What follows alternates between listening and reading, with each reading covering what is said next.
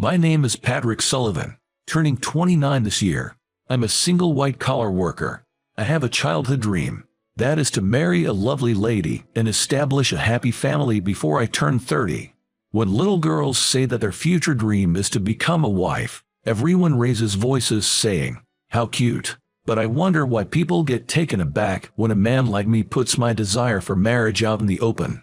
My parents are as close as they could embarrass me. When I go home, they treat me almost as if I'm intruding. Watching such parents growing up, I came to sincerely wish to find my lifelong partner and marry soon. I was supposed to get married much earlier, but everything has ended in failure. I'm amazed by how strong your desire to get married is, Patrick, says my senior at work, Mike Anderson, as he smokes a cigarette in the smoking area. Mike and I work at a major printing company. Mike's in sales, and I'm in the design department. We're in different departments, but we're close enough to call each other buddies. I respond to his sales with my designs. I think we probably have similar sensibilities. We communicate well with each other, making work easier. Also, the tasks that Mike brings in are often challenging, providing me with good stimulation. Exchanging information at the company smoking area has become a daily routine for us, who hang out both in private and at work. There's nothing wrong with it. Just before my goal of turning 30, I'm also desperate to make my dream come true. A party I attended the other day also ended in failure. The reason was Mike. He's so handsome that he gathered all the attention from the ladies at the party. I even asked him not to come to the party once. Well, it can't be helped. I'll introduce you to a special girl, but I'm going to tell her in advance that this is for marriage. Is that okay? Mike said while exhaling smoke from his cigarette. I've known him for a long time, but Mike has never introduced a girl to me before. It was a surprising turn of events. He must have felt sorry for me. If you're introducing me a girl, Mike, I'm sure she will be a beauty without a doubt. I'm looking forward to it, I responded. At my words, Mike raised one of his eyebrows in a slightly boastful way. Hey, you two, how long are you taking for a smoke break? You're still on the clock. Stop slacking off. My direct supervisor, Johnson, yelled from across the smoking area. He's the head of the design department, but he doesn't carry much authority. He's been experiencing a series of defeats in competitions recently, and he's not very well respected within the company. Mike and I are a team with one of the highest sales records in the company. There are many who are envious of us. Johnson is one of the biggest of them. Well, no matter what the reason, it's not a good idea to be targeted by the boss. I quickly stubbed out my cigarette in the ashtray and put it out. Mike, I'm counting on you for the introduction. We can go into details later. I said that, then left the smoking area. Mike gave a casual sure, raising one hand.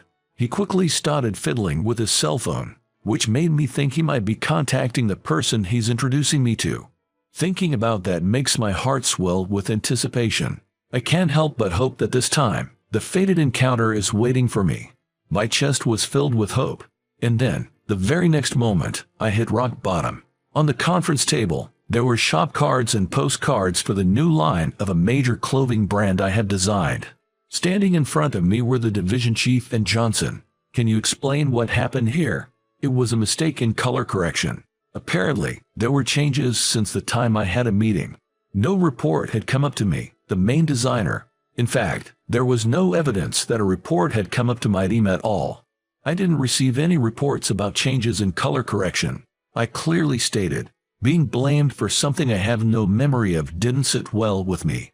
It doesn't matter anymore. How are we going to deal with all these that have been printed? We don't have time to make new ones. Who's going to apologize? None of that matters now, said Johnson. I thought, it does matter. But I also realized that we didn't have time to argue if we wanted to minimize the impact on the client. Regardless, our only option is to reprint. I insisted. But the printing presses, Johnson began. He was trying to say that the press wasn't available for reprinting. It was his job to sort that out. Just then, the conference room door was flung open. I got the printer. Hurry up with the design. Mike's head popped in through the door. He had apparently sprung into action as soon as he heard about the incident. What a reliable senior he is. Prompted by Mike's voice, I quickly grabbed the new color correction data and sample, then hurried to my team's desk. "You're going to take responsibility," Johnson shouted after me as I darted away, repeating it like a broken record. The fact that we managed to get the client to delay the delivery date by 2 days was all thanks to Mike's efforts. But Johnson seemed to be reporting all the credit to himself. It was typical, but still bothersome. The remaining issue was the misprinted deliveries. Who was going to take the fall for this error? It seemed to be me to take responsibility. That day, as I was frantically working on a new design, it seems Johnson reported to the upper management, including the director, that the error was due to my oversight as the team leader. Johnson insists that my signature was on the color correction document. By the way, that document is currently missing.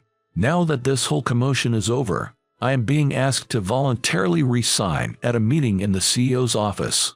Voluntary resignation. I couldn't help but repeat it in surprise. The reasons given were the extensive damages caused to the company and my inability to follow the basics: reporting, communication, and consultation. Even such trivial things were being nitpicked. Probably, as a result of Johnson reporting anything and everything to the higher-ups, it was decided that I was the culprit. By offering my head to the client, they aimed to sweep this mistake under the rug. I could sense that kind of intention from above. At this point, I have absolutely no options. You can take some time to consider this. Just keep in mind we're expecting a positive response, they said. Stunned by what was essentially a layoff notice, I could hardly react. Just when I was about to be introduced to a potential bride by Mike tomorrow, I received this resignation notice and am on the verge of becoming jobless. In this situation, it's irresponsible to say let's date with marriage in mind. I will apologize to Mike and cancel the introduction for tomorrow. That was what I was thinking. But Mike just brushed it off, saying it didn't matter. Don't look so glum. I'm going to take you to a great place to lift your spirits, he said. There's no way Mike doesn't know about my layoff notice. Before I could refuse, Mike was grinning like a mischievous boy, arm over my shoulder. He practically dragged me to a certain location. It was a world I'd never stepped foot into. A night pool at a certain hotel. It's a popular place and requires reservations. Of course, no one under 18 is allowed. The lighting and music create a different atmosphere than during the day. Today, there's a DJ, so it's more upbeat rather than moody. There's alcohol, so it seems like the perfect place to forget my troubles. I've never been to a place like this before. I was overwhelmed by the sight unfolding before my eyes. Girls in revealing swimsuits were happily walking past. Just watching them was a feast for the eyes. I know you've got a lot on your plate, but just try to enjoy tonight. You can worry about everything else tomorrow. I figured that was his way of offering comfort. I'll think about tomorrow when it comes. I decided to enjoy the time being. Mike quickly disappeared somewhere, having been called over by a girl. The popular guys always have it good, wherever they are. I couldn't muster up the courage to approach any of the girls, let alone be approached by any of them. It was such a waste to just space out by the poolside. I decided to make the most out of the pool itself. I resolved to just swim. I love swimming, and being underwater was soothing. The strange sensation of swimming while listening to music and the sounds of excitement was oddly calming. At that moment, something colorful floated slowly towards me, stopping right before my nose. Picking it up with my fingers, I examined the object that had barely brushed my nose. It was a bikini top, and the moment I realized it, I felt as if my face was on fire. If it was here, that meant its owner was. I started looking around frantically, thinking she must be embarrassed. Then, a woman, only her head visible above the water, came up to me, her face flushed with embarrassment. That's mine. She hesitated, pointing at the bikini top I held in my hand. Oh, sorry. It just floated over. I hurriedly handed her the bikini top. Will you take responsibility for what you've seen? She asked shyly, requesting I shield her back from view while she put her bikini top back on. Without a second thought, I hid her from view. My friend pushed me so hard on the water slide, I went flying. I was so scared. After putting her bikini top back on, she laughed at the memory. Her radiant smile was incredibly charming. Mary, did you find it? A voice, probably her friend's, called out to her from a distance. The woman called Mary answered, "I found it," in a voice that carried over the music. "Thanks, you saved me. You're quite the gentleman." She poked me in the forehead with a slender finger. Startled, I froze in place, and she chuckled softly. "See you," she said, leaving me frozen in place as she swam off towards her friends. I blankly watched her slender, white back as she swam away. "Oh, you've already met. That's her." "Oh, Mike, what do you mean?" Mike, who was squatting by the poolside with a cocktail in one hand, was even cool from a guy's perspective. "I was going to introduce you to her. Her name is Mary Newson." He told me that she was his childhood friend. They were from the same hometown, and she was like a little sister to him. "She's also very interested in getting married, just like you. You're the same age, so I thought you'd get along. It's better to have someone with similar values, right?" Hearing that she was the one I was supposed to meet tomorrow, feelings of happiness and disappointment welled up inside me at the same time. I am a man about to be unemployed. I was certainly not in a situation suitable for marriage. She too has a strong desire to get married. There's no way she would consider me, a guy who's not suited for marriage. I think the best option would have been to turn down Mike right here and now. But I wanted to see her just one more time. She was that captivating. Am I good enough for her? I mean, she's a good friend from your childhood, right? My question was drowned out by the loud music. It didn't seem to reach his ears. The next day, I headed to the designated Chinese restaurant. I was set to have lunch in a private room. It's a famous place for dim sum lunch, and you can't get in without a reservation. I'm grateful for Mike's connections. It seems I arrived first and was led to an empty private room. I was a bit nervous. Nothing has been officially decided about my situation yet. The company is insistent on it being a voluntary resignation. Either way, it's disappointing, but considering Mary's future, I should honestly convey this and decline. That's what I had decided in my heart. Your companion has arrived. I was told this quietly, and I straightened my back. My nervousness peaked.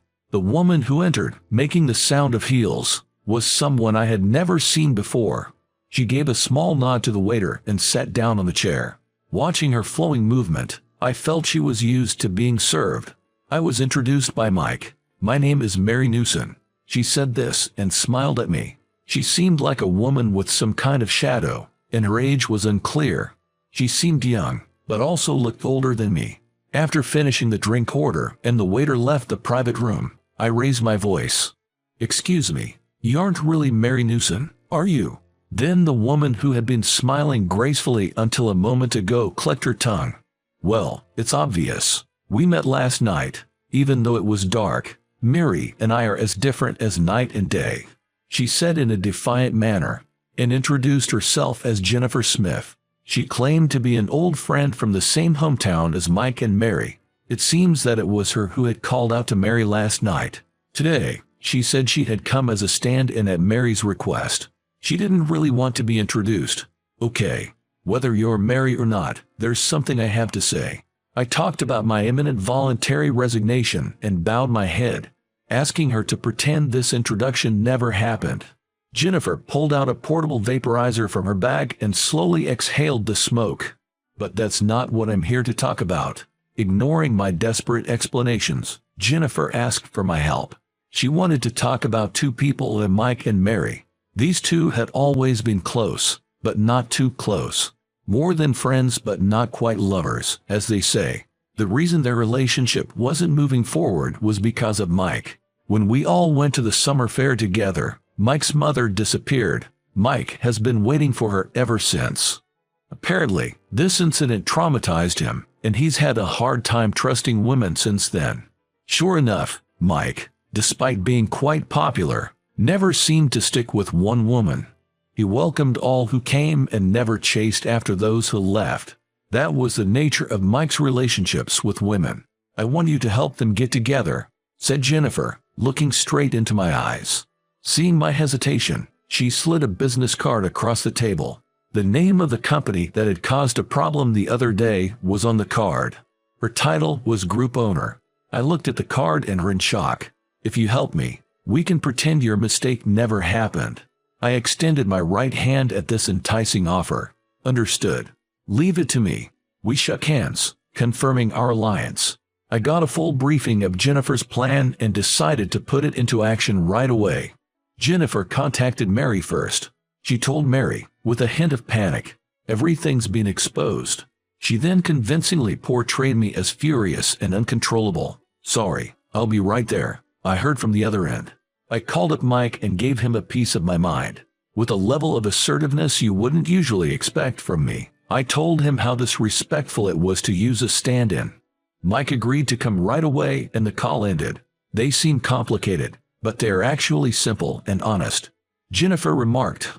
Before the pair arrived, we hurriedly finished up our dim sum. We didn't want to waste our food. We both laughed as we burned our tongues on the hot dumplings. There was something oddly comfortable about the whole situation. Your guests have arrived, a waiter announced as the peach buns and mango pudding were being served. Jennifer clicked her tongue in front of the enticing desserts. She must have been really looking forward to them. Wiping her mouth with a napkin, Jennifer gave a mischievous grin and said, "All right, let's start." "Jennifer, are you okay?" Mike burst into the private room. Looking at his face, Jennifer brought on the waterworks in less than 5 seconds. I was left dumbstruck by her Oscar-worthy performance. Mary doesn't want to be set up, but it's out now. He said it in such an incredibly angry manner. Crying, Jennifer implored Mike. Behind Mike, Mary stood frozen, her hand over her mouth in surprise. Enough with the mockery, using a stand-in. If you didn't want the introduction, why do you accept it in the first place? You just wanted to laugh at my strong desire to marry, didn't you? With all the acting skills I could muster, I shouted at Mary, who was standing frozen behind Mike. Mary's shoulders jerked in fright. Mike immediately moved to shield Mary with his back. Jennifer, looking down, gave a faint smile. It was a strangely sad smile. "Calm down, man. Don't shout at a woman," Mike retorted. You're no better, Mike. Why would you introduce such a woman using a stand-in because she didn't want to come? Is that the type of woman you thought would suit me? A mean-spirited woman. I didn't hold back on shouting at Mike either. I've never been this confrontational with anyone in my life. Mike seemed taken aback by my onslaught, unable to find his words. Perhaps because I'm usually so polite, he must have thought I was truly enraged today. "Mary, why don't you want the introduction? You want to get married, right? So why not me? Why do you dislike the introduction so much? It's so mean to use a stand-in." I tried to appeal to Mary, who was looking at me in fear from behind Mike. Her expression began to distort as if she was about to start crying. In the next moment, she bowed so deeply her forehead almost touched her knees. "I'm sorry. I thought that if I agreed to the introduction, Mike would stop it. I only pretended to be desperate for marriage in front of him. I didn't mean to hurt you." Tears spilled from Mary's eyes. "If you're in love with someone, please don't agree to any introductions. It's a nuisance." The moment I took a step towards Mary, Mike grabbed my collar. "Don't keep saying terrible things to Mary. I'm the one who brought up the introduction, not her. She did nothing wrong." I had to stand on tiptoes as tall Mike grabbed my collar. When I glanced at Jennifer, begging for help, she clenched her fist and silently mouthed, "Good luck." I wish she wouldn't make impossible demands. Just when I thought I might pass out from the strain, it was Mary who came to my rescue. "Mike, stop it. It's my fault. I should have refused the introduction when it came up. I thought you were testing me, so I went along with the introduction, intending to cause you trouble." Upon hearing Mary's confession, Mike let go of my collar. I fell back on my butt.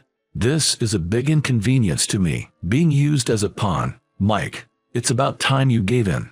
The one who spoke to the bewildered Mike was Jennifer.